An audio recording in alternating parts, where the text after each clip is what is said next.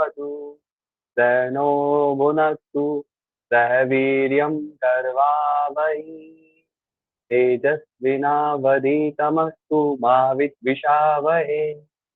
ओम शांति शांति शांति। आप सभी विशेष रूप से एक बात का ध्यान रखना कि हमारी जो क्लास रहेगी 8:45 पे नेट स्टार्ट हो जाएगी, ठीक है, क्योंकि योग दर्शन हम पढ़ने जा रहे हैं और पहले ही जो हमारा सूत्र है उसमें अनुशासन आता है, तो सभी लोग अनुशासन का परिचय देंगे, ठीक है। दूसरी बात, आपको जो भी कोई क्वेश्चन है आप क्लास के बाद में पूछ सकते हो। हमारी क्लास 45 मिनट की रहेगी, 9:30 बजे हमारी क्लास जो है वो ओवर हो जाएगी, ठीक है। तीसरी जो मुख्य बात है, हम जो स्टडी करेंगे वो हमारी रहेगी नेट और जेआरएफ ओरिएंटेड, ठीक है।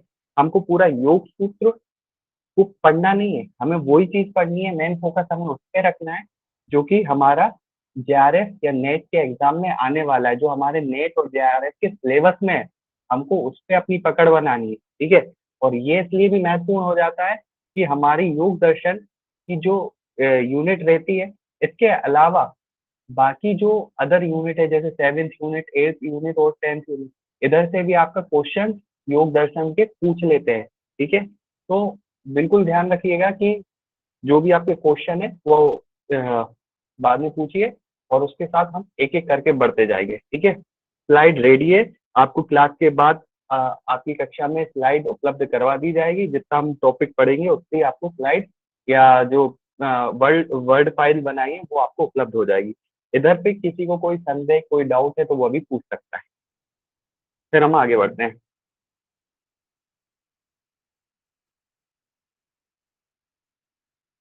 नो डाउट, आगे बढ़े हम।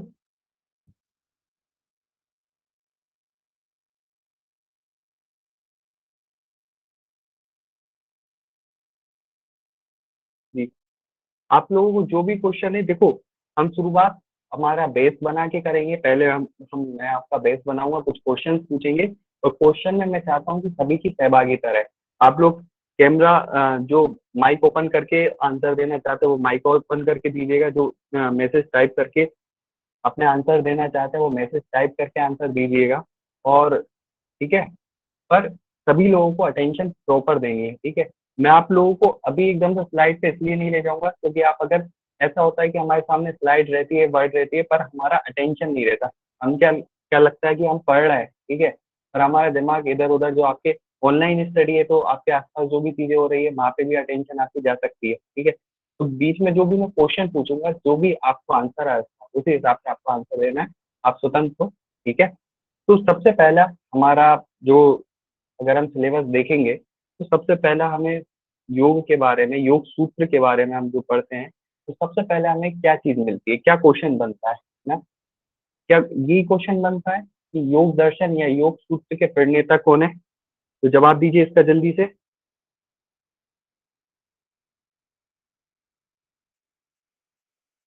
पतंजलि जी, वेरी गुड। लक्ष्मी जी,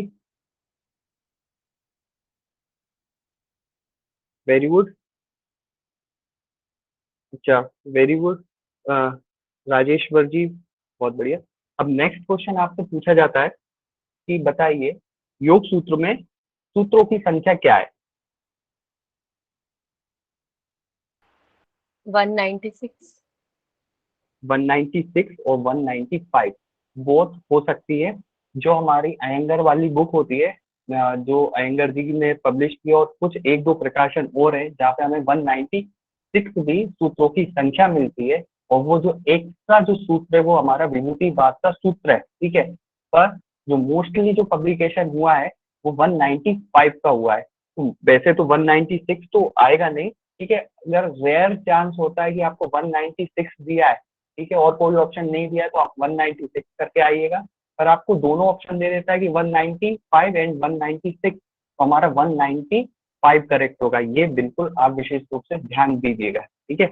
उस सूत्र की जो एक्स्ट्रा सूत्र है वो कौन सा सूत्र है, इस पर भी हम चर्चा करेंगे आगे चल के, ठीक है। और ये क्वेश्चन इसलिए भी महत्वपूर्ण हो जाता है, ये बड़ा छोटा क्वेश्चन है, पर जब भी आप पीएचडी की एग्जाम एंट्रेंस देने जाओगे तब भी ये क्वेश्चन पूछ लेता है। अब आप मुझे बताइए चारों पादों, जो हमारे चार पाद हैं उनमें संख्या कितनी है, चारों पादों में 195 को हम इस प्रकार से डिवाइड करते हैं। बहुत सुंदर संगीता जी, इन्होंने सारी चीजों का जवाब दे दिया है। ठीक है, ये हम 51, 55, 55, 34, समाधि पास, साधन पास, विभूति पास और कैवल्य पास, ठीक है, ये चारों हमारे डिवाइड दिए गए। अब जो 196 होता है ना, तो वो विभूति पाद में आ जाता है। ठीक है, और फिर वो हमारे 156 सूत्र हो जाते हैं। क्लियर है ना?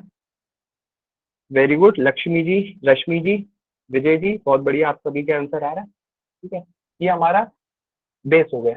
अच्छा, अब मैं आपसे एक क्वेश्चन पूछूंगा, ठीक है ना? ये सब चीजें हमारी स्लाइड में भी मेंशन है, उधर पे भी देखेंगे, पर हम क्वेश्चन पूछेंगे तक देखो ऐसा आएगा कि आप भी जवाब देते देते रहोगे तो आपको ये चीज बोरिंग नहीं लगेगी। होता है कि जब लेक्चर मेथड हम यूज करते हैं उसमें क्या होता है कि आप एकदम पैसे पड़ जाते हो, कोई जवाब नहीं देते तो आपका भी इंटरेस्ट नहीं आता है। ठीक है, तो हम विशेष रूप से आज का भी ध्यान रखेंगे कि ताकि हमारे तब तक हमारा पूरा अटेंशन यहाँ पर है। ठीक है, अब मैं आपसे एक पूछूंगा कि योग सूत्र पे सबसे प्राचीन भाष्य कौन सा है और वो भाष्य किसने लिखा है? इसका जल्दी से जवाब दीजिए।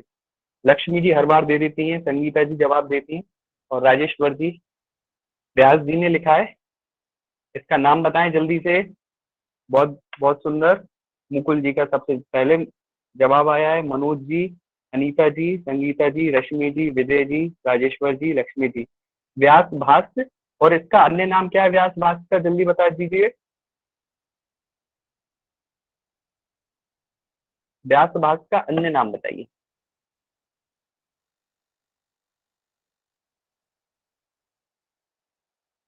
हो सकता है कभी आपको एग्जाम में दे दिया जाए। योग दर्शन नहीं, योग दर्शन नहीं होगा। व्यास भाष्य जो कि वेद व्यास जी ने लिखा है, इसका एक अन्य नाम और है। मैं वेट कर रहा हूँ, जल्दी से देख, मैं भी देखना चाहता हूँ कौन सबसे पहले सही जवाब दीजिए। आप ट्राई कीजिए, गलत भी दे रहे हो कोई दिक्कत नहीं।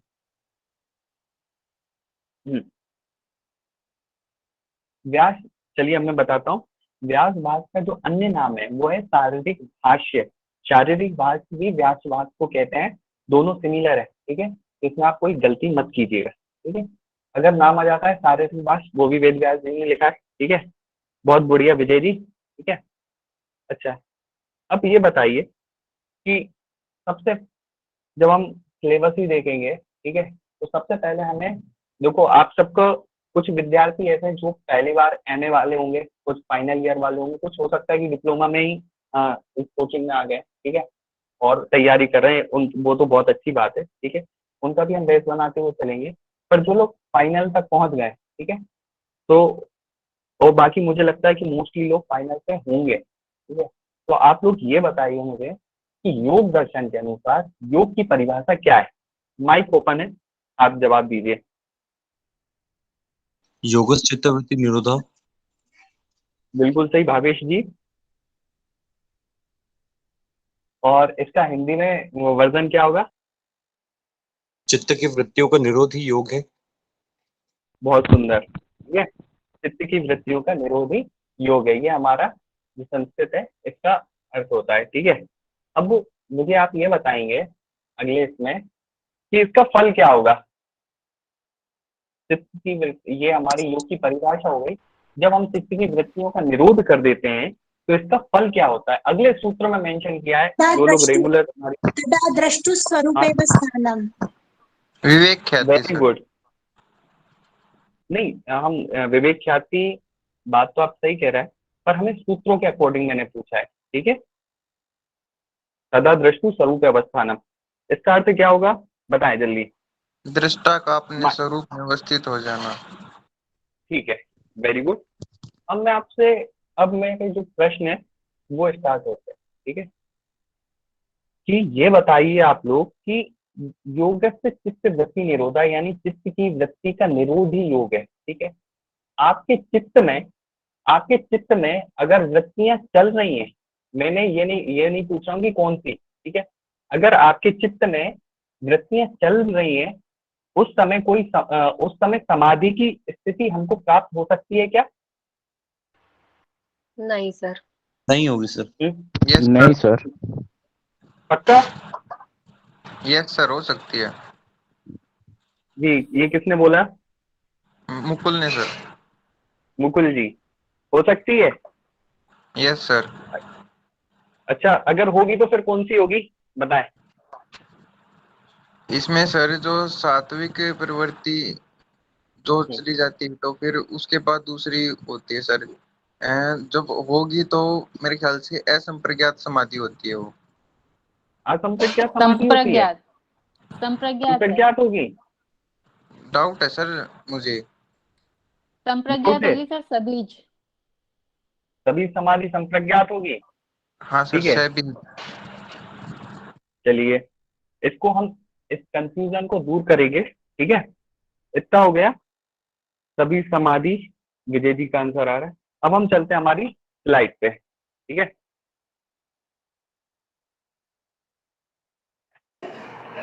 सर, चित्त वृत्ति का निरोध ही जब योग बताया गया है, तब समाधि कैसे होगी जब मन में चित्त वृत्तियां होगी?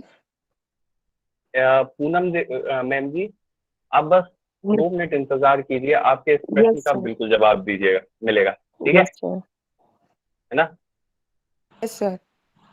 वो सर मैंने व्यास भाष्य में पढ़ा था कि यहाँ पे सर्वचित्त वृत्ति निरोध की बात नहीं की गई है, तो इसीलिए अच्छा जी, सर्वचित्त ठीक है। वृत्ति। इंटरेस्टिंग है क्लास, बोर तो नहीं हो रहा है, अटेंशन पूरी है, और स्क्रीन भी यस दिख रही है। सर। हाँ, वैसे ही अलर्ट रहिएगा। बिल्कुल सर। हाँ, ठीक है। अब हमारी ये जो स्लाइड है वो स्टार्ट हो चुकी है। तो जैसे कि आप लोगों ने शुरुआत में जवाब दे दिए थे, महर्षि पतंजलि योग सूत्र के प्रणेता है। चार पाद है इसमें, समाधि, साधन, विभूति, केवल। सूत्रों की संख्या है 195। ठीक है, अब देखिए आप, अगर इसमें भी ये छोटे छोटे क्वेश्चन है, किसी को भी डाउट हो निश्चिंत पूछ सकते हैं, पर अब क्लास के जब क्वेश्चन आंसर का सेशन होगा तब पूछेंगे। ठीक है, अब हम आते हैं हमारे योग के लक्षण और योग की परिभाषा पे। ठीक है, तो सबसे पहले हम देखते हैं चित्त की वृत्ति का निरोधी योग है। ठीक है, अभी आपका बेस बनाने के लिए मैं इस परिभाषा में आपको 2 चीज बताता हूँ। ठीक है, पहला चित्त। ठीक है, तो चित्त के बारे में आप अभी ये 2 चीजें याद रख लीजिए कि चित्त का 2 कार्य है। ठीक है, एक सेकेंड। हाँ, पहला चित्त है कि चित्त में होती है वृत्तियां। ठीक है, दूसरा, चित्त में कर्मों के संस्कार भी होते हैं हमारे, ये याद रखिएगा अभी। चित्त में हमारे कर्मों के संस्कार भी होते हैं, और दूसरा, चित्त में हमारी वृत्तियां होती हैं। ठीक है, चलिए 2 चीजें मैं आपको बता रहा हूँ, कर्म संस्कार और चित्त में वृत्तियां रहती हैं, पहली बात। ठीक है, अब हमारा चित्त क्या है? ठीक, चित्त हमारा क्वेश्चन है, तो हमारा अंतःकरण चतुष्ट है, उसमें हमारा चित्त एक अंतःकरण के रूप में विराजित है, वर्णित है। ठीक है, अंतःकरण चतुष्ट में आते हैं हमारे मन, बुद्धि, चित्त, अहंकार। ठीक है, कुछ लोग अंतःकरण चतुष्ट में चित्त को नहीं भी गिनते हैं। ठीक है, पर हमें जो योग सूत्र पढ़ रहे हैं तो उसमें हमें यही ध्यान रखना है कि मन, बुद्धि, चित्त, अहंकार। ठीक है, पहला मैंने आपको चित्त का कार्य बताया कि वृत्तियों पर, और दूसरा है कि इसमें कर्म संस्कार रहते हैं। कर्म संस्कार को आप ऐसा मान लीजिए एक चीज का डाटा, एक हमारा चित्त हार्ड डिस्क की तरह है। ठीक है, सारा डाटा स्टोर है। ठीक है, और वो डाटा कौन सा, जो जन्मांतर का, जिससे हमने पिछले जन्म ले लिए हैं, उसमें जो भी है वो सब, जो भी कर्म हमने किए हैं आवाज उसके जो भी संस्कार। आवाज ब्रेक हो रही है? आवाज क्लियर नहीं है सर। अभी क्लियर है? हाँ सर। अभी क्लियर? आवाज नो सर। No sir. और देखिए, तो ये बताइए मेरे को कि आवाज क्लियर है। पूनम जी, आप बताएंगे क्या? No sir. No sir, break हो रही नहीं, है। ओके, अभी क्लियर है? जी जी। जी sir. Yes sir. Yes sir. ठीक है, हम आगे बढ़े। Okay sir. ओके, अभी कोई मुझे कोई भी रिकॉल करके बता देगा कि आप लोगों को मैं कितना समझ में आया, वो मुझे आप बताइए, ताकि फिर हम आगे बढ़ सकें।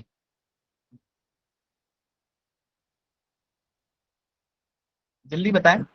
चित्त की वृत्तियों तक था सर, सर कि वृत्तियां कैसी सर, और एक बार इसका रिपीट मन, कीजिए। बुद्धि, चित्त और सर अहंकार मन उसके बुद्धि बाद चित्त और अहंकार चल रहा था। ठीक है, मैं रिपीट करता हूँ। ठीक है, पहली चीज, हमारा जो चित्त है, चित्त में होती है वृत्तियां। ठीक है, और दूसरा हमारे चित्त में होते हैं कर्म संस्कार। ठीक है, कर्म संस्कार। क्लियर? दो चीजें हमारी होती हैं चित्त में, ये आपको हमेशा याद रखना है। जब तक हमारा ये चल रहा है तो हमें दो चीजें हमेशा याद रखनी है कि पहली हमारे चित्त में होती हैं वृत्तियां, और दूसरे हमारे होते हैं चित्त में कर्म संस्कार। क्लियर? अभी वॉइस ठीक है? जी सर। Yes sir. ठीक है। अब दूसरी बात, चित्त के बारे में दूसरी बात यह ध्यान रखना है कि जो हमारा चित्त है वो अंतःकरण का हिस्सा है। अहंकार। ठीक है, कुछ लोग अंतःकरण चतुष्ट में सिर्फ मन, बुद्धि और अहंकार को गिनते हैं, चित्त को नहीं गिनते हैं। ये भी आपको ध्यान रखना है। ठीक है, और ये बढ़ते हैं। तो मैं आपको बता रहा था कि अंतःकरण चतुष्ट जो है हमारा, उसमें हमारी चार चीजें रहती हैं। पहले बुद्धि, चित्त, अहंकार। ठीक है, चित्त को आप इस तरीके से जानिए कि चित्त एक हार्ड डिस्क की तरह है ना। एक हार्ड डिस्क की तरह तो है ही, साथ ही उसमें आप जिस तरीके से हम हार्ड डिस्क में पूरा डाटा स्टोर करते हैं, उसी तरीके से हमारे चित्त में जन्म जन्मांतर के हमारे कर्म और उनके संस्कार इकट्ठे होते हैं। ठीक है, कर्मों के संस्कार रहते हैं। ठीक है, जो भी हम आज हम कर्म कर रहे हैं, ठीक है, उसके संस्कार हमारे चित्त में जाके स्टोर हो रहे हैं। ठीक है, ये बात आप ध्यान रखिए। और ये संस्कार आज के नहीं है, जन्मों जन्मांतर के, और इन्हें मिटाना बड़ा मुश्किल कार्य होता है। ठीक है, तो हमारे चित्त में हमने तीन चीजें देखी थी। सबसे पहले कि हमारे चित्त में वृत्तियां उत्पन्न होती हैं। दूसरा, हमारे चित्त में कर्मों के संस्कार रहते हैं। ठीक है, और तीसरा, जो हमारा चित्त है वो एक हार्ड डिस्क की तरह है जिसमें पूरे कर्म संस्कार इकट्ठे हो रहे हैं। क्लियर? अब जब हमारी और वृत्तियों की हम बात करें तो वृत्ति यानी वर्तुलाकार। अगर आपने देखा होगा कि एक पानी की बाल्टी भरी हुई रखी हुई है, यदि हम उस पानी की बाल्टी में एकदम शांत एकदम पानी है, अगर हम ऊपर से एक पानी की बूंद डालते हैं तो हमारे उस शांत पानी में एक लहर, वेव उत्पन्न होती है। वर्तुलाकार, वर्तुल यानी वृत्त बोलते हैं सर्कल को, एक गोलाकार लहरें बहुत सारी उत्पन्न होती हैं। उसी तरीके से हमारे विचारों की लहरें उत्पन्न होती हैं। ठीक है, हमारे चित्त के अंदर। ठीक है, और उसी को जब हम शांत कर लेंगे तो कहीं ना कहीं हम योग के स्तर में जो हमारा उद्देश्य है, जो हमारा लक्ष्य है, उसमें एक चरण आगे बढ़ जाएंगे। ठीक है, अगर हम वृत्तियों को शांत करते तब हम एक चरण पे आगे बढ़ेंगे, ना कि हम अपने उद्देश्य को प्राप्त कर लेंगे। इस बात का हमें ध्यान रखना है। ठीक है, अब जो हमारी चित्त की वृत्ति का अगर निरोध हो जाता है, ठीक है, हम क्योंकि हर चीज में हम फल ही देखेंगे ना, हमें क्या मिल रहा है, हम क्यों करें चित्त की वृत्तियों का निरोध, है ना। हम बिना फायदे को तो कुछ करते नहीं है आज के जमाने में भी। तो सवाल यही उठा कि आप चित्त की जो वृत्ति है उसका निरोध करना क्यों है ना। बिना करे भी तो हम जीवन जी सकते थे। तब बताते हैं कि जब आप चित्त की वृत्ति का निरोध करोगे तो आपका जो पुरुष है, जो पुरुष के स्वरूप का ज्ञान होगा आपको। ठीक है, और पुरुष जो है वो अपने स्वरूप में स्थित हो जाता है। ठीक है, ऐसा ही कुछ है, पढ़ा है हमने, ऐसा ही होगा, बताएं। ठीक है, यानी कि हमने चित्त की वृत्तियों का निरोध कर लिया, पुरुष चित्त की वृत्तियों का निरोध हो जाएगा तो हमारा पुरुष अपने स्वरूप में स्थित हो जाएगा। ठीक है, पर इसमें ना मैं आपको अभी क्लियर कर दूं। ठीक है, इसमें एक चीज मिसिंग है यहाँ पे अभी। ठीक है, जो हमें आगे मिलेगी। ठीक है, वो चीज अगर हम नहीं पकड़ पाते हैं ना तो क्या होता है, हमारे बहुत सारे कॉन्सेप्ट छूट जाते हैं। क्या हमने सीधी योग सूत्र उठाई और चित्त की वृत्ति का निरोध योग है, चित्त की वृत्तियों का निरोध हो गया यानी योग हो गया, ऐसा नहीं होता है। पहले मैं आपको बताऊं। ठीक है, अभी आपके मन में बहुत सारे जिज्ञासा उमड़ रही होगी, उसको भी शांत करेंगे। ठीक है, पहले आप ध्यान दीजिए कि जब चित्त की, ये पहले मैं रोक लूं इसे ना, सबसे पहले ध्यान रखिए कि अष्टांग योग से हम कि देखो हमारे वैसे भी 3 योग है, अभ्यास, वैराग, क्रिया योग और अष्टांग योग। तो अष्टांग योग से आप समझने का प्रयास करना, ठीक है। जब हम समाधि की स्थिति में बढ़ते हैं, ठीक है, जब हम संप्रज्ञात समाधि में पहुंचते हैं, संप्रज्ञात समाधि की भी स्टेजेस है, उनको भी हम पढ़ेंगे, ठीक है। पर संप्रज्ञात समाधि की जो निर्विचार समाधि है, जो उसकी आखिरी स्टेज है, जब निर्विचार समाधि में जब हमें अध्यात्म प्रसाद प्राप्त होता है, ठीक है, उस समय तक हमारी चित्त की वृत्तियां चल रही होती हैं, ठीक है, ये ध्यान रखिएगा।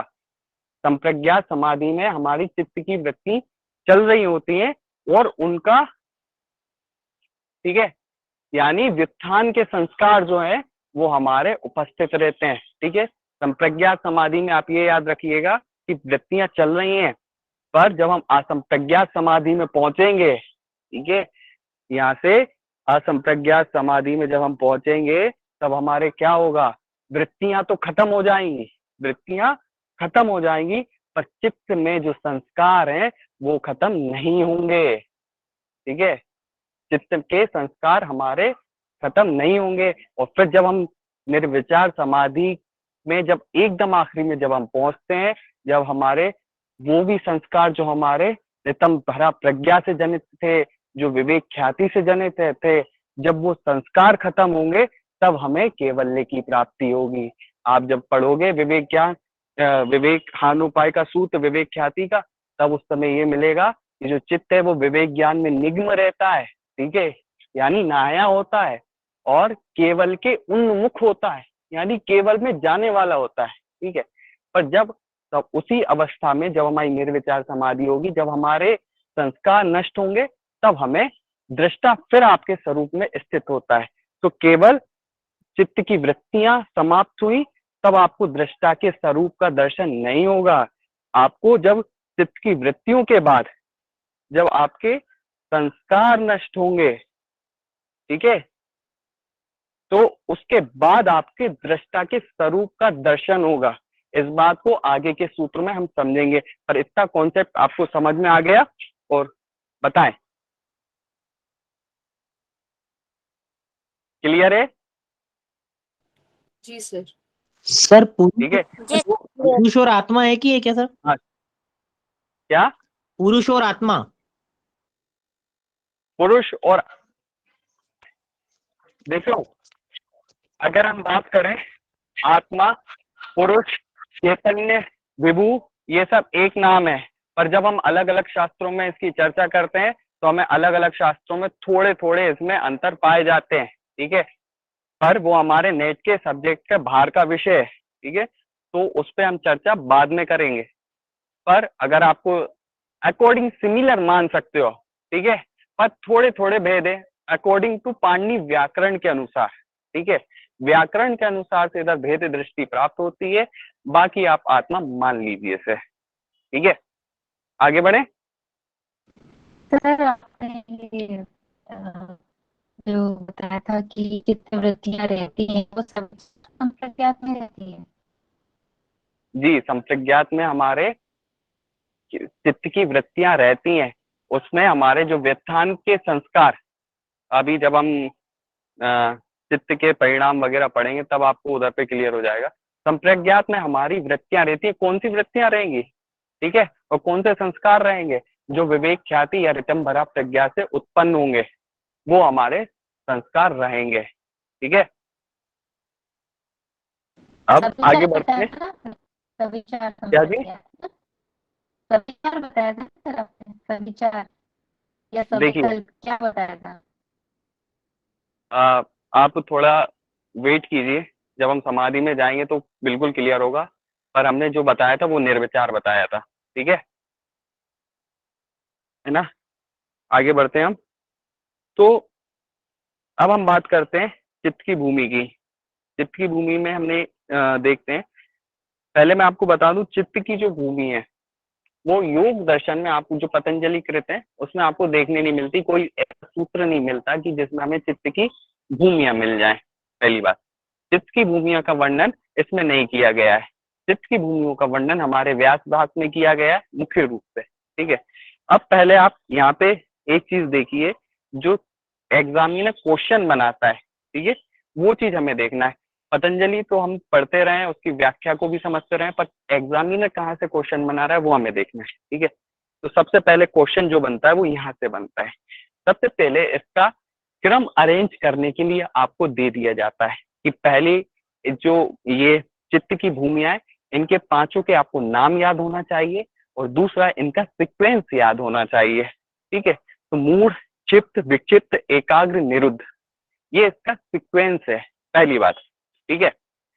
पर आपको एक चीज और याद रखना है, कुछ भाष्यों में चित्त अवस्था मूढ़ से पहले बताई गई है और मूढ़ अवस्था चित्त के बाद बताई गई है। तो सीक्वेंस जो हमारा हो जाता है वो हो जाता है चित्त, मूढ़, विक्षिप्त, एकाग्र, निरुद्ध, ठीक है। और एक अलग सीक्वेंस हमें मिलता है मूढ़, चित्त, विक्षिप्त, एकाग्र और निरुद्ध, ठीक है।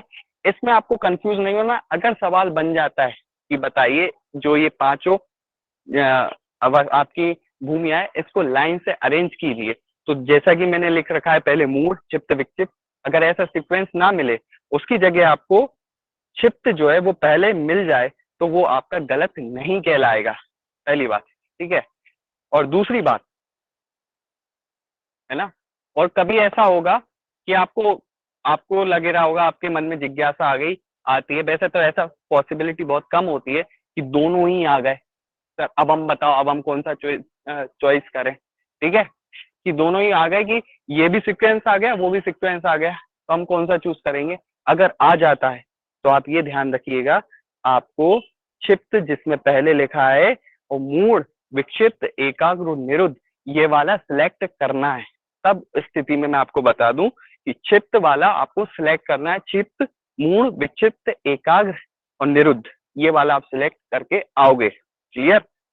अब सर ये कौन से भाष्य में है ऐसे? व्यास भाष, नहीं, उसमें ये जिसमें वाली चित्त सीक्वेंस पहले है। व्यास भाष में है ना। ओके ओके, और फिर ये वाला जिसमें मूड पहले है ये देखिए, जब हम नॉर्मल योग दर्शन खरीदते हैं, बड़ा वाला जो हम संस्करण खरीद रहे हैं ना, उसमें ये वाला भी सीक्वेंस दिया है, ठीक है। तो व्यास भाष के बारे में बता दूं कि कई पांडुलिपियां होती है, मैन्यूस्क्रिप्ट होती है, तो उसमें ऊपर नीचे हो जाता है, ठीक है। आपको ऐसा नहीं है कि देखो, आपको पता होना चाहिए कि हमारे इधर श्रुति परंपरा रही है, अगर हम अकॉर्डिंग टू हिस्ट्री बात करें, ठीक है। जब हम श्रुति परंपरा के में थी हमारी, ये ग्रंथ जो लिखे हैं वो तो अभी लिखे गए ना, है ना। समय काल जो पतंजलि जी का माना जाता है, सूत्र काल का समय, तो वो हमारा 14वीं या 12वीं शताब्दी के आसपास माना जाता है, लिखा पहले गया है, ठीक है। तो अब एक व्यक्ति ने तो लिखा नहीं हुआ, है ना। तो इसकी जो पांडुलिपियां हैं, जो मैन्यूस्क्रिप्ट है, वो अलग अलग जगह से प्राप्त होती हैं, ठीक है। फिर उनका उनको इकट्ठा किया जाता है, फिर उन पर रिसर्च होती है, ठीक है, उसके बाद पब्लिश होती है।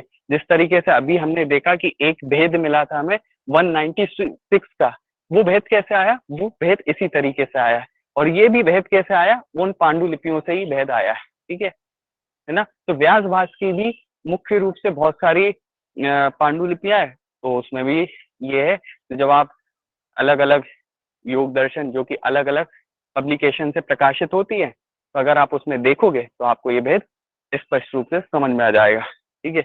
अब ये क्या क्या होती है, ठीक है। अब अगला क्वेश्चन आपको क्या रहता है कि एग्जामिनर क्या करता है कि आप लोगों को दे देता है कि अरेंज करिए, ठीक है। कैसे कि मूड जो है, उसकी जो मूड अवस्था क्या होती है, उसका आपको ऊपर नीचे दे देता है और कहता है सही मिलान करके उसको कूट में फिल करिए, ठीक है। इस तरीके का क्वेश्चन बना देता है, ठीक है। तो इसके लिए हमें जानना भी जरूरी है कि चित्त की भूमियां क्या होती हैं, ठीक है। तो चित्त की पहली जो भूमि है वो मूड है, मूड अवस्था हम जिसे कहते हैं। उसमें क्या होता है, जो हमारा तमो गुण प्रधान रहता है, ठीक है। और बाकी जो दोनों गुण रहते हैं, रजो और सतो, वो खत्म नहीं होते हैं, वो गौण अवस्था में रहते हैं, वो छुपी हुई अवस्था में रहते हैं, ठीक है। पर तमोगुण सबसे ज्यादा हावी रहता है, कौन सी अवस्था में, मूड अवस्था में। उसमें क्या होता है कि आपको निद्रा ज्यादा आएगी, आलस्य ज्यादा आएगा, इस तरीके की मूड अवस्था हमारी बताई गई है, ठीक है। उससे जब हम थोड़ा ऊपर उठ जाते हैं तो वो हमारी आती है क्षिप्त अवस्था। क्षिप्त अवस्था में क्या होता है, रजोगुण प्रधान रहता है, बाकी जो हमारे तमोगुण और सतोगुण है वो गुण रूप में रहते हैं, ठीक है। और इसमें हमारा मन चंचल रहता है, जिससे हमें क्या होता है, क्रोध आता है, हम अति उत्साहित हो जाते हैं, ठीक है। तो इस तरीके की हमारी अवस्था रहती है, वो हमारी चित्त अवस्था में रहती है। फिर आती है हमारी विक्षिप्त अवस्था। विक्षिप्त अवस्था में क्या रहता है, मुख्य रूप से हमारा सतोगुण प्रधान हो जाता है, ठीक है ना। तो इसमें ना हम थोड़े उलझन में रहते हैं कि हम पुण्य भी करते हैं, पाप भी करते हैं, ठीक है ना, धर्म भी करते हैं, अधर्म भी करते हैं, है ना।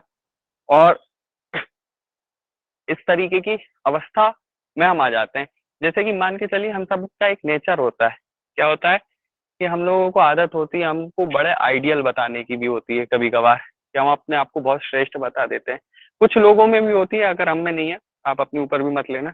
कुछ लोग होते हैं जिनको बड़ी आदत रहती है कि हम ये करते हैं, पुण्य करते हैं, है ना, दिखावे के लिए तो हम चीजें कर देते हैं, पर वाकई में जब मन से करने की बारी आती है तो हम उस चीज को नहीं करते। कभी हम क्या करते हैं, देखा होगा, दान भी देते हैं, सेल्फी खिंचवा के डाल देते हैं, है ना, पर ये हम दिखावा कर रहे हैं। पर वाकई में जब किसी व्यक्ति को जरूरत होती है, आपके दोस्तों को भी जरूरत होती है कुछ पैसे की या कुछ चीजों की, तो हम उन चीजों को नहीं देते। तो कहीं ना कहीं हम धर्म अधर्म में उलझे हुए। कभी हम कहते हैं भगवान है, भगवान पे भरोसा करना चाहिए, भगवान है, योग सूत्र पढ़ लिया, ये ग्रंथ पढ़ के, पर जब आपके साथ बुरा हो जाएगा, अरे भगवान है ही नहीं, भगवान होता तो हमारे साथ ऐसा होता क्या, ऐसी चीजें आपके आसपास घूमती है। तो जब ऐसी कुछ अवस्था हो ना, तो वो हमारी थोड़ी विक्षिप्त अवस्था रहती है कि हमारा मन क्या हो सकता है कि यहाँ से पीछे भी आ सकता है पर आगे भी आ सकता है।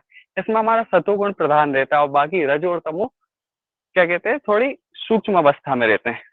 और बाकी हमारा अगला, जब हम इससे भी ऊपर उठ जाते हैं, तब हमारी एकाग्र अवस्था आती है, ठीक है। एकाग्र अवस्था हमारी आती है, अपर वैराग्य से आती है, ठीक है। और इसमें हमारी संप्रज्ञा समाधि आ जाती है और हमारा चित्त जो होता है वो स्थिर हो जाता है, क्योंकि जब हम ध्यान करते हैं, ध्यान के प्रभाव से हमारा चित्त एकाग्र होने लगता है और बाकी के कर्म योग, ज्ञान योग, मंत्र योग, उनसे भी हमारा चित्त एकाग्र होता है, ठीक है। तो उस अवस्था में हम आ जाते हैं और हमारी समाधि जो लगती है वो लगती है संप्रज्ञात समाधि, ठीक है। और जब हम इससे ऊपर आ जाते हैं, ठीक है, इसमें हमारे संप्रज्ञात समाधि में, सॉरी, एकाग्र अवस्था में हमारे चित्त में वृत्तियां भी होंगी और संस्कार रहेंगे, ठीक है। कौन से संस्कार रहेंगे, पर अच्छे संस्कार रहेंगे, ठीक है। विवेक ज्ञान या अध्यात्म प्रसाद से जनित संस्कार इस अवस्था में रहेंगे। पर जब हम निरुद्ध अवस्था में आ जाएंगे तो हमारे चित्त में जो विवेक ख्याति या अध्यात्म ऋतंभरा प्रज्ञा से जनित जो संस्कार होते हैं, ठीक है, जिनको हम निरोध संस्कार बोलते हैं, तो वो हमारे खत्म हो जाते हैं और हमें असंप्रज्ञात समाधि की प्राप्ति हो जाती है। क्लियर? अब हम आगे का कॉन्सेप्ट समझते हैं। इसके जो प्रश्न है आप लिख लीजिए, एंड में हम करेंगे। सर ये एकाग्र और निरुद्ध फिर से समझा देंगे क्या? एकाग्र और निरुद्ध और निरुद्ध, इसमें सर सतोगुण तजोगुण नहीं आया था। देखिए, जब हमने विक्षिप्त अवस्था में हमें सतोगुण प्राप्त हो चुका है, ठीक है, अब हमारी जो भी अवस्था है एकाग्र और निरुद्ध, तो इसमें तो सतोगुण तो प्रधान रहना ही है, क्योंकि हमारा चित्त स्थिर हो गया है, हमारे पास, हमें अपर वैराग्य की प्राप्त हो गई है ना। तो हम क्या है, दुनिया से, भौतिक जगत से अंतर्मुखी होने लगे हमारी इंद्रियां, तो वैसे ही हमें सतोगुण की प्राप्ति रहेगी, ठीक है। और थोड़ा और बताता हूं मैं कि एकाग्र अवस्था में क्या होता है कि हमारी चित्त में संस्कार बने, है ना, संस्कारों का खत्म नहीं हुआ, संस्कार हमारे किस में खत्म होंगे, निरुद्ध में। तो संस्कार जब तक हैं तब तक हमारा मन क्या होगा कि हम पीछे लौटे जाएं, है ना। जैसा विश्वामित्र जी के साथ 2 बार हुआ, ठीक है, वो अवस्था में पहुंच गए थे विश्वामित्र जी, पर एक बार उर्वशी जी और दूसरा हमारे राजा हरिश्चंद्र के कारण कहते हैं, तो वो वापस लौट के आ गए, ठीक है। पर जब आपके संस्कार एकदम खत्म हो जाएंगे, वृत्ति तो खत्म हो ही जाएंगी, संस्कार एकदम खत्म हो जाएंगे, तो वो हमारी निरुद्ध अवस्था कहलाएगी। निरुद्ध अवस्था में हमें पर वैराग्य प्राप्त हो जाता है ना, और हमारा चित्त में जो संस्कार होते हैं, ठीक है, वो खत्म हो जाते हैं। जब चित्त में संस्कार खत्म हो गए तो चित्त का कोई कार्य नहीं बचता, चित्त अपने कारण में विलीन हो जाता है। और जब कारण में विलीन हो जाएगा तो पुरुष जो होता है वो त्रिगुण, जो पुरुष प्रकृति से अलग हो जाता है, क्योंकि प्रकृति का कोई प्रायोजन ही नहीं बचा है, ठीक है, कोई कार्य ही नहीं बचा। जब चित्त का कोई कार्य नहीं बचा, प्रकृति का कोई कार्य नहीं बचा, प्रकृति का कार्य नहीं बचा तो पुरुष अपने स्वरूप में अवस्थित हो जाएगा, प्रकृति अपने स्वरूप में अवस्थित हो जाएगी। ठीक है, तो निरुद्ध अवस्था के बाद ये होगा और एकाग्र अवस्था में ये होगा। क्लियर हुआ? सर बट प्रकृति तो रहेगी, पुरुष के निरुद्ध हो जाएगा, मतलब उसमें अपर वैराग्य कि उसके चित्त संस्कार समाप्त हो जाएंगे, बट प्रकृति तो रहेगी। प्रकृति का अर्थात यही ना सर, जो सृष्टि माया वगैरह। देखिए प्रकृति, जब हम दूसरे पाद में पहुंचेंगे तो ये क्वेश्चन भी उठेगा कि प्रकृति ने तो अपना काम कर दिया। प्रकृति के दो कार्य बताए मुख्य रूप से। भावेश जी बताएंगे क्या कार्य है प्रकृति के दो कार्य, ताकि आपका कॉन्सेप्ट क्लियर हो। भोग और अपवर्ग है। ठीक है, जी जी प्रकृति हमें भोग करवाती है या अपवर्ग प्रदान करवाती है। ठीक है जी। तो जब हम अपवर्ग हमको प्राप्त हो जाएगा, है ना, तो प्रकृति का कुछ काम बचेगा, क्योंकि भोग तो उसने पहले ही छोड़ दिए। अपवर्ग प्राप्त होगा तो उसका कोई कार्य बचा है, यानी मोक्ष प्राप्त होगा, उसके बाद प्रकृति का कोई कार्य नहीं बचता है। ठीक है, तो प्रकृति अलग हो जाती है और पुरुष अलग हो जाता है, इनके स्वरूप का अलग अलग दर्शन हो जाता है। पर मैंने ये बात नहीं की कि प्रकृति नष्ट हो जाती है। प्रकृति अपने स्वरूप में अवस्थित हो जाती है, पुरुष अपने स्वरूप में अवस्थित हो जाता है। ठीक है, प्रकृति मोक्ष प्राप्त होने के बाद भी प्रकृति रहती है। इस बात की चर्चा हम द्वितीय पाद में विस्तार से करेंगे। ठीक है, अभी आप यहाँ पे बताइए, यहाँ पे कोई क्वेश्चन डाउट? ठीक है, और थोड़ा मेरा आपसे निवेदन है सभी से कि फिलोसॉफिकल जो क्वेश्चन है ना, उसको थोड़ा साइड करके हम चलेंगे, क्योंकि हमारा मेन टारगेट है क्या, नेट और जार है। हमें क्वेश्चन कैसे करना है वो आना चाहिए। ठीक है, इसके बारे में कई व्याख्यान, मैं तो वो व्याख्यान करने वाला होता भी नहीं हूँ, बड़े श्रेष्ठ मुनि है और बाकी लोग भी हैं, उनके बहुत सारे व्याख्यान आप सुन सकते हो, पुस्तकें पढ़ सकते हो। ठीक है, पर हमें नेट और जार किस तरीके से क्रैक करना है उस पर हमारा फोकस होना चाहिए, वो हमें ध्यान में, उससे हमें वो मद्देनजर नहीं करना है, वो हमारा केंद्र बिंदु है। ठीक है, आगे हम बढ़ते हैं इसके आगे। अब हम बताते हैं कि पहले तो हमने पढ़ा इधर पे कि चित्त वृत्ति का निरोधी योग है, उसके फल के बारे में भी हमने पढ़ लिया। सर हम आगे चलते हैं तो हम ये देखते हैं, अब प्रश्न उठता है कि जो चित्त की वृत्ति का निरोध है वो किस प्रकार से होता है। ठीक है, तो इस पे चलने से पहले मैं आपको बता दूं, चित्त की वृत्तियों का निरोध तीन तरीके से होता है। एक तो अभ्यास वैराग्य से, दूसरा किस चीज से, मध्यम कोटि वाले, जल्दी बताएं, जल्दी जवाब दें, मध्यम कोटि के साधक जो होते हैं। वेरी गुड, आप पहले नाम, वेरी गुड, और थर्ड नाम भी बता दिए कीजिए आप सभी। ठीक है, और अधम कोटि का किससे होगा, अष्टांग योग। Very good. ठीक है, तो जो हमारी चित्त की वृत्तियों का निरोध अलग अलग कोटि के साधकों के लिए अलग अलग बताया गया। अष्टांग योग हुआ और क्रिया योग हुआ और आपका अभ्यास वैराग्य हुआ। ठीक है, इनकी चर्चा भी हम जब चतुर्थ पाद में चलेंगे तो कुछ खास योग बीच के भी हम कंपेयर करते हुए चलेंगे, ताकि आपका कॉन्सेप्ट बिल्ड हो सके और स्पष्ट हो सके। ठीक है, अब हम चलते हैं, अब बताते हैं कि चित्त की वृत्तियों का निरोध कैसे होगा। तो बताते हैं अगले श्लोक में कि चित्त की वृत्तियों का निरोध अभ्यास और वैराग्य से होगा। ठीक है, अब पहला है कि अभ्यास क्या है।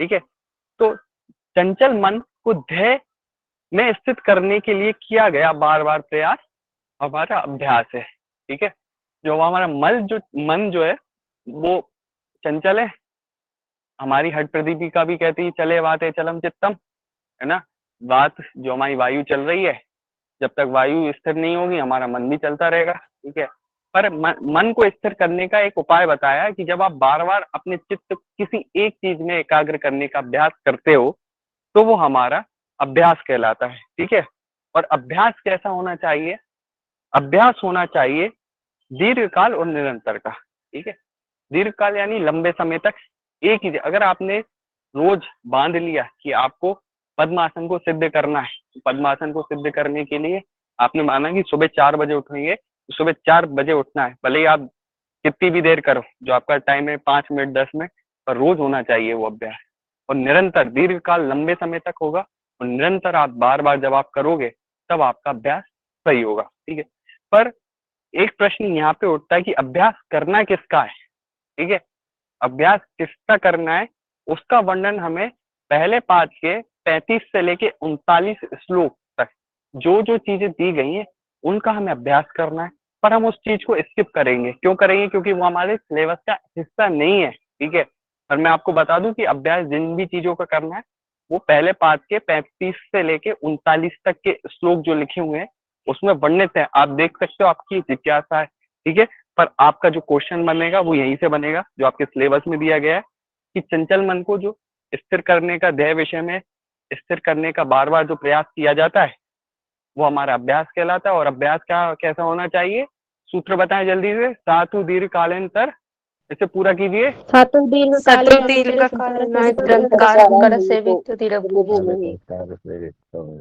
बहुत बढ़िया। ये अच्छा लगता है जब एक माइक बहुत सारी आवाज आती है, लगता है हाँ याद है आप लोगों को, है ना। बहुत बढ़िया, 14 ठीक है ना। तो आप लोग मुझे ऐसे ही याद दिलाते रहिए कीजिए कि ये वाला है, ये वाला अभी मैं पूछूंगा भी, क्योंकि सत्येंद्र जी भी मेहनत कर रहे हैं, इसको आपको कंटेस्ट होना चाहिए, ठीक है। अब ये तो हमारे अभ्यास की चर्चा हो गई, अब है वैराग्य की चर्चा। तो वैराग्य की चर्चा जब हमारी होती है तो वैराग्य का, देखो हमने अभी पढ़ा कि अगर हम पूछे वैराग्य कितने होते हैं, जल्दी बताएं कितने होते हैं वैराग्य? 2 कौन से?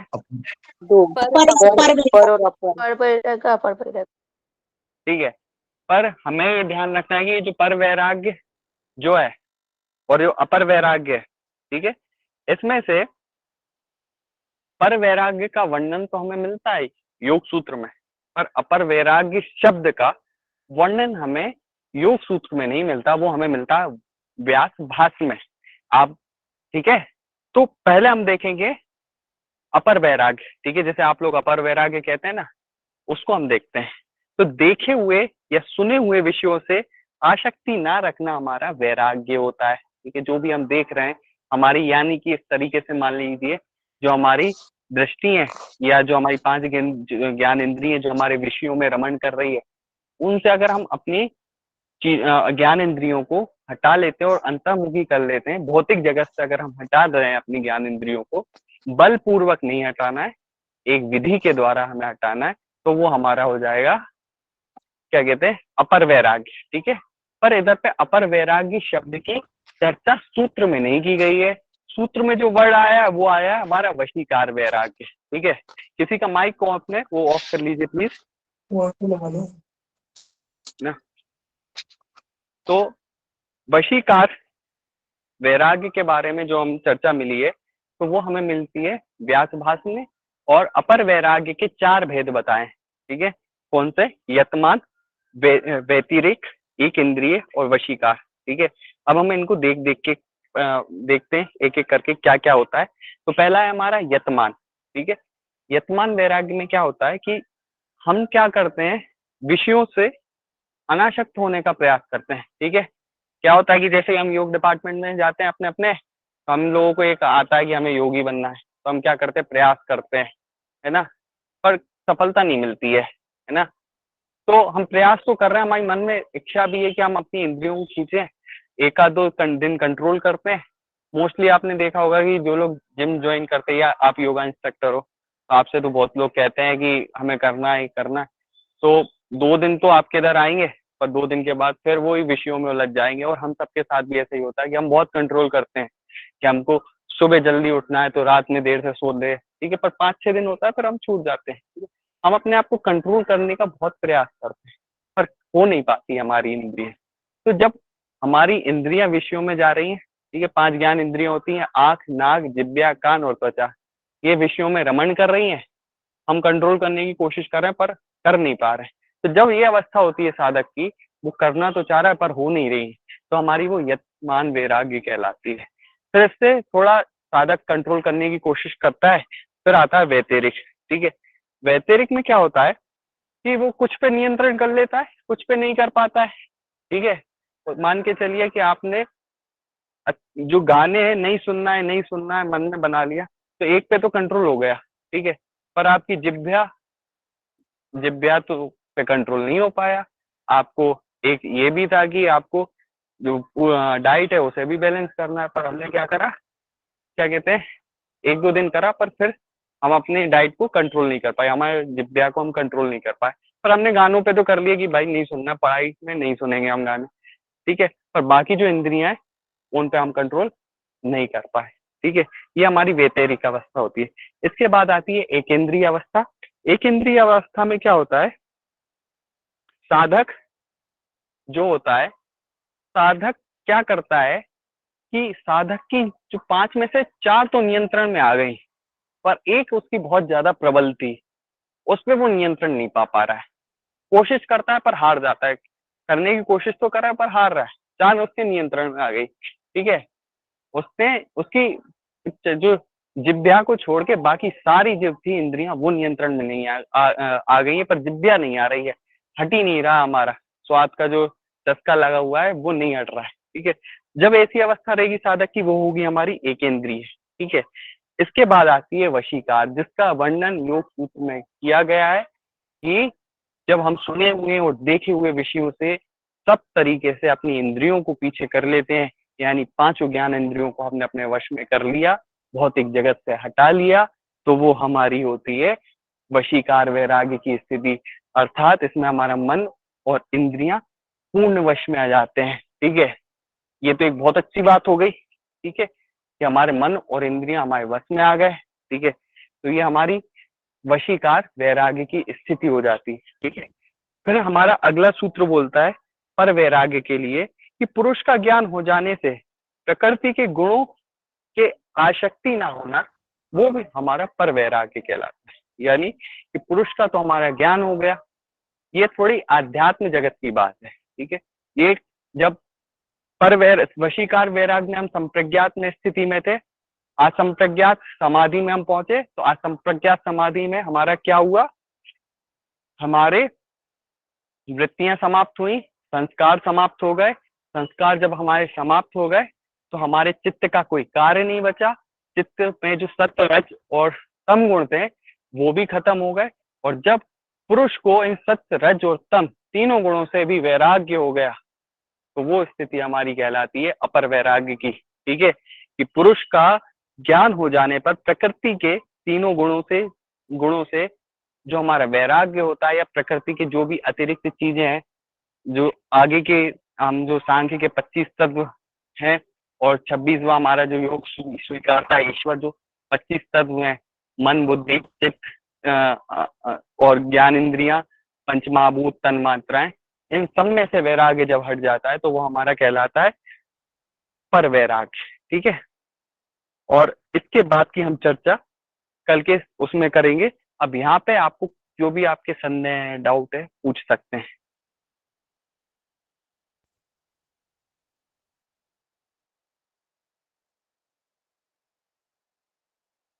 किसी का कोई प्रश्न? सर वो 4 जो आपने ये वृत्तियां ये बताई स्टेजेस, ये किस किस स्टेजेस है? यतमान, अनासक्त, यतमान, व्यतिरेकी, हाँ ये देखिए किस किस स्टेजेस है? ये हमारे अपर वैराग्य, देखो वैराग्य हुआ, वैराग्य 2 प्रकार का होता है मोस्टली। कौन कौन सा होता है बताइए? पर और अपर। अपर वैराग्य जो होता है, अपर वैराग्य 4 प्रकार का होता है, ठीक है। कितने प्रकार का होता है? 4। ठीक है। पहला कौन सा हुआ हमारा? यतमान, ठीक है। वो अपर वैराग्य की स्टेजेस है, ठीक है। यतमान, वैतरिक, एकेंद्रीय और वशीकार, ठीक है। ये जो हमारी 4 स्टेजेस है वो अपर वैराग्य की है, ठीक है। और पर वैराग्य की कोई स्टेज नहीं है, ये भी आप जान लीजिए। क्लियर? हाँ सर क्लियर। ठीक है। अपर वैराग्य की हमारी 4 स्टेज हो गई, जिनका वर्णन हमें व्यास भाष्य में मिलता है, और पर वैराग्य की कोई स्टेज नहीं है। अगला प्रश्न। सर सभी जो निर्बीजीय संप्रज्ञात और असंप्रज्ञात,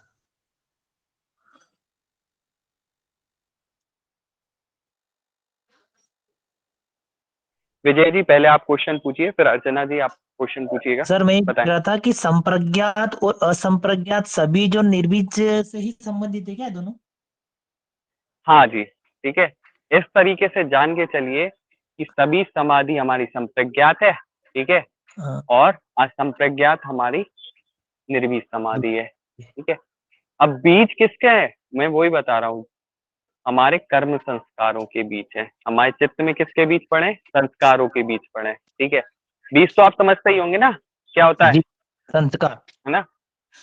नहीं, नॉर्मली पेड़ पौधे वाले बीज होते हैं ना, बीज को हम किस में डालते हैं, मिट्टी में ही डालते हैं ना। तो जी चित्त में हमारे किसके बीज पड़े हुए हैं, संस्कारों के, ठीक है। संस्कार। अब बीज क्या होते हैं, बढ़ते हैं ना, बढ़ के पेड़ बनते हैं।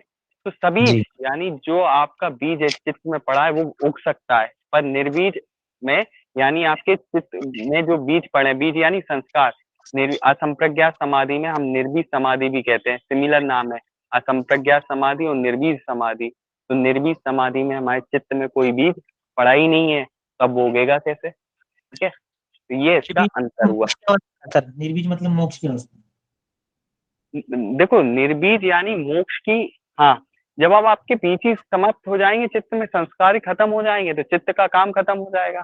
चित्त का काम खत्म हुआ तो आपका क्या होगा, प्रकृति और पुरुष अपने अपने स्वरूप में जाएंगे, और यही हमारी योग की अवस्था है या मोक्ष की अवस्था है, कैवल्य की अवस्था है, ठीक है। जी जी जी।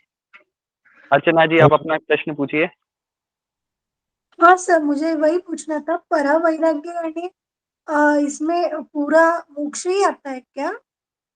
क्या जी, परा वैराग्य जैसे बोले ना, परा वैराग्य जो है उसमें हमारा पूरा मोक्ष का ही मार्ग आता है क्या, यानी वो निर्बीज ही आता होता है क्या? देखिए, अपर हाँ वैराग्य आपने किया, ठीक है, हाँ अपर हाँ वैराग्य आपने बहुत अच्छे से कर लिया, ठीक है। तो अपर वैराग्य के बाद आप पर वैराग्य में पहुंच जाओगे, ठीक है ना। हाँ। अब देखो, आप खुद बता को मैं कहूँ कि आपको गाने नहीं सुनना है, तो ये आप कंट्रोल कर सकती हो। हेलो, हाँ यानी, हेलो, हाँ ये तो आप हेलो, आसानी से कंट्रोल कर लोगी ना, हाँ ठीक है। पर मैं आपसे कहूँ कि आपको अपने प्रकृति के अंदर जो सत्व रज और तम गुण है, ये तीनों गुणों से भी आपको नियंत्रण पाना है, तो अभी आप पालोगी क्या। नहीं, उस पर नहीं, वैसे हाँ नहीं पा सकते उस पर। हाँ, तो ये कब प्राप्त होगा, जब आप पहले संप्रज्ञात समाधि में जाओगे, ठीक है। जब आप पर हाँ वैराग्य आपका सिद्ध हो जाएगा, जब आपने पर वैराग्य पे बहुत अच्छे से कंट्रोल कर लिया, तो फिर आप अपर वैराग्य रूपी शस्त्र उठाओगी, और फिर आप अपने सत्व और रज जो प्रकृति के गुण है उनसे वैराग्य लेने का प्रयास करोगी, ठीक है। अब क्लियर हो गया। ओके।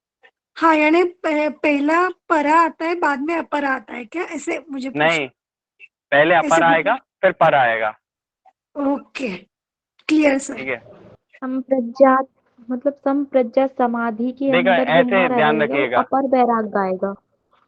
देखो ऐसे याद रखो, अपर वैराग्य में आ रहा है और संप्रज्ञात में आ नहीं आता है, ठीक है। तो अपर वैराग्य होगा तो संप्रज्ञात समाधि हो जाएगी, ठीक है। पर वैराग्य में से आ हटा दिया हमने और वो हमने जोड़ दिया संप्रज्ञात के आगे, तो असंप्रज्ञात समाधि हो जाएगी। अपर वैराग्य संप्रज्ञात समाधि, पर वैराग्य असंप्रज्ञात समाधि।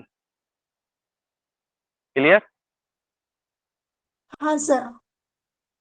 ठीक है। और किसी का कोई प्रश्न।